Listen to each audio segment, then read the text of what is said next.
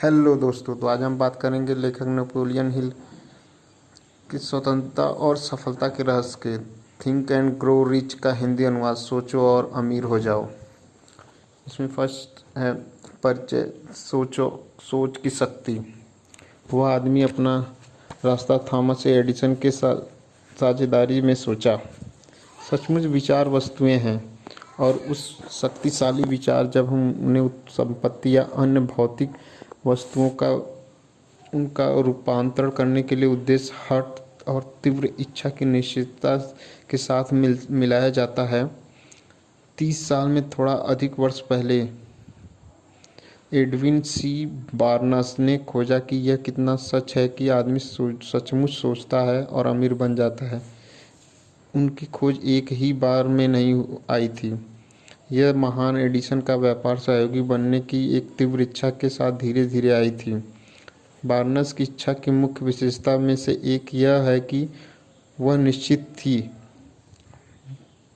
वह एडिसन के साथ काम करना चाहता था। उसके लिए नहीं, ध्यान से विचारपूर्वक विवरण देखें कि किस प्रकार उसने अपनी इच्छा को वास्तविकता में रूपांतरण किया, और आप अमीरी तक ले जाने वाले 13 सिद्धांतों को बेहतर तरीके से समझ पाएंगे।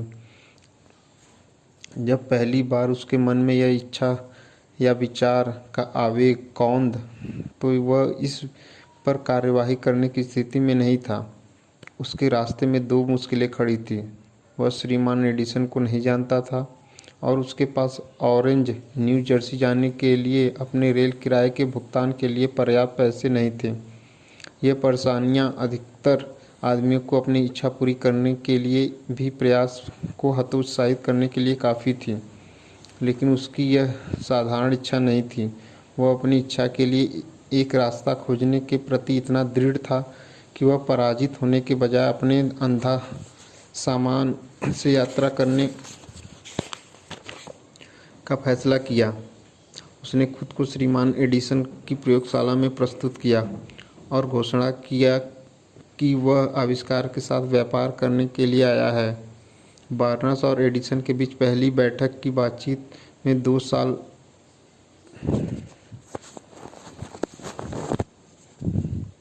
बाद श्रीमान एडिसन ने कहा, वह वहाँ मेरे सामने खड़ा था, एक साधारण आवारा की तरह, लेकिन उसके चेहरे की अभिव्यक्ति में कुछ था जिसे यह साधारण दी कि वह उस चीज़ को पाने के लिए दृढ़ है जिसे पाने के लिए वह आया था। मैंने लोगों के साथ सालों के अनुभव में सीखा था कि जब एक आदमी वास्तव में इतनी गहराई से एक चीज़ को पाने की इच्छा करता है कि वह इसे पाने के लिए अपने पूरे भविष्य को चक्के के एक घुमाव पर दांव लगाने को तैयार हो जाता है, तो उसकी जीत सुनिश्चित होती है। मैंने उसे वह अवसर दिया जो उसने तैयार हो जाता, तो उसकी जीत निश्चित हो जाती,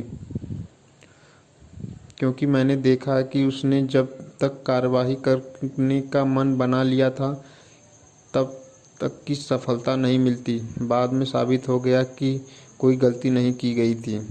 वह अवसर पर जो कुछ भी युवा बार्नस ने श्रीमान एडिसन से कहा, वह उससे कहीं कम महत्वपूर्ण था जो उसने सोचा था।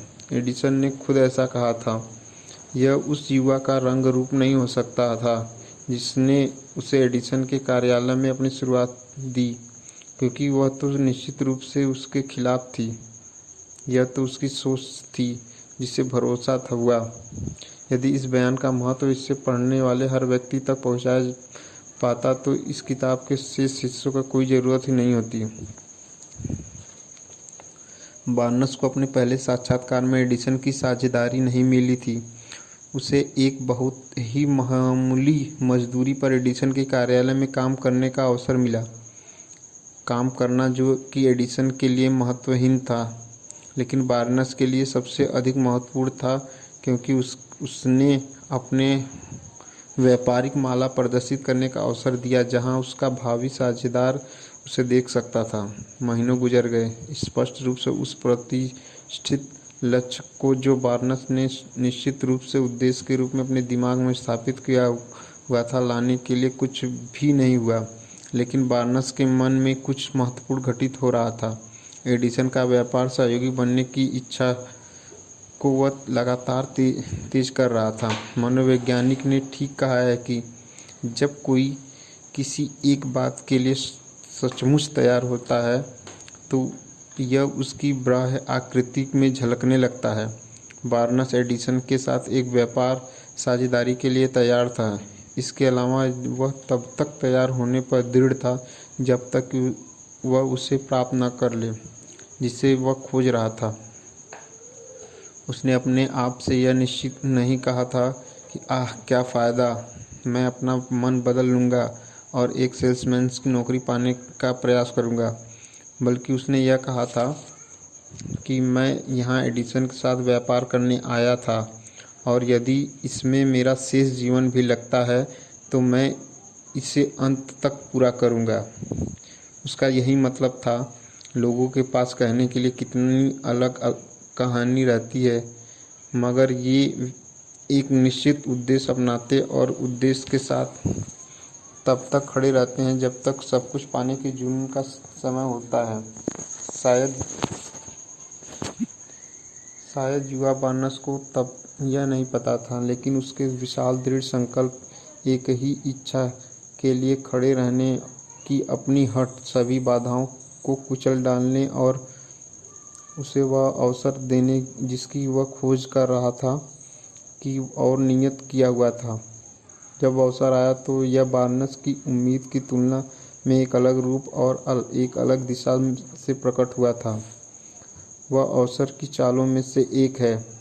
इसकी पिछले दरवाजे से सरक कर आने की एक धूर्त आदत है और अक्सर यह दुर्भाग्य या अस्थायी हार के रूप में भेष बदल कर आती है।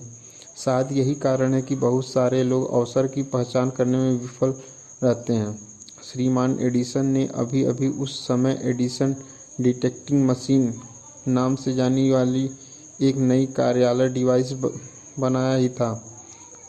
उनके सेल्समैन मशीन से उत्साहित नहीं थे। उन्हें विश्वास नहीं था कि इसे बड़े प्रयासों के बिना सोच बेचा जा सकता है। बार्नस ने अपना अवसर देखा।